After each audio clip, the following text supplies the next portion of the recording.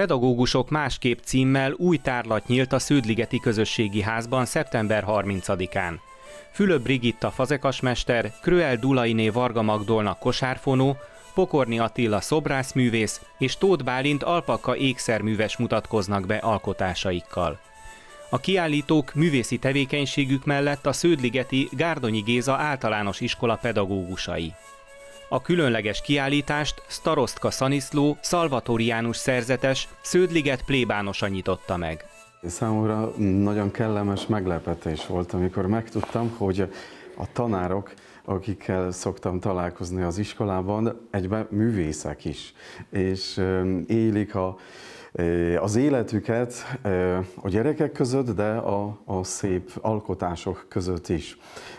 Röviden szeretném bemutatni az 5 kiállító tanárokat, és röviden az életrajzukat. Fülöp Brigitta már gyerekkorában megbabonázta az alkotás öröme, és fazekas korong mellett nőtt fel, és főiskolákat, egyetemet végzett, és igyekezett átadni az alkotói lelkét másoknak is, gyerekeknek és felnőtteknek, szakköröket vezetett, írt szakkönyveket, és megkapta a Népművészet ifjú mestere díjat. Sződligetre költözött 5 évvel ezelőtt, és azóta is tanít a Sződligeti iskolában, technikát, hon is népismeretet, és napköziben is van. Magát nem művésznek tartja, hanem képművesnek, és szereti a műhely csendjét, amikor tudja kipihenni magát, és az alkotásaiban elfelejteni esetleg azt, ami fájdalmas. Kröel Dulainé Varga Magdolna, biológia és földrajz szakos, aki még a természetvédelmi mérnök lett, 11. évet tanít az iskolánkban, és a természet és a természetes anyagok mindig közel álltak hozzá, és a fűzvesszőben kiéli a művészi vénáit, és itt látjuk az alkotásait. Horváth Kata, nógrádi kosárfonó mester, és Rotler Ádám kosárfonó mester azok a tanárok, akiktől tanult, és akiknek a stílusát tovább viszi. Tavaly már elkezdte átadni a művészetet másoknak, 16 tanítványnak sikerült átadni ezt a technikát. Pokorni Attila számomra legkevésbé ismerős, mert én csütörtökön és pénteken tanítok iskolában, Attila pedig kedden és szerdán.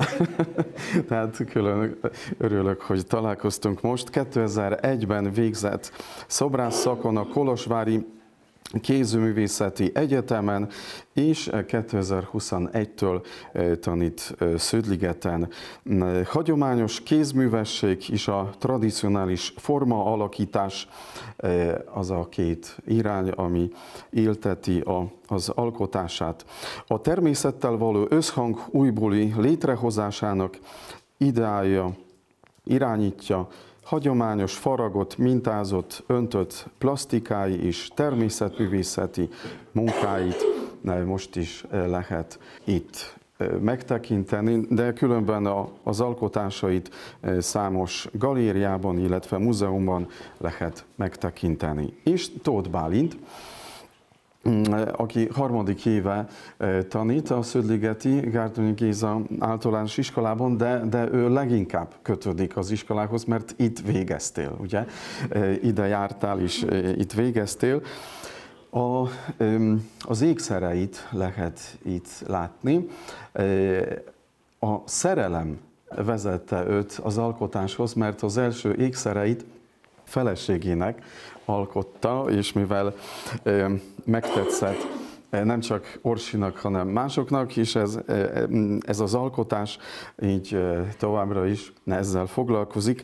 Játékos kikapcsolódást jelent számára ez a tevékenység, és külön élmény, hogy a régi eszközöket új funkcióval ruházhat fel. Inspiráló lehet a ti tevékenységetek a tanároknak és másoknak, mert valóban a gyerekek között el lehet fáradni, és az alkotás lehet megújulás és a lélegzetvétel.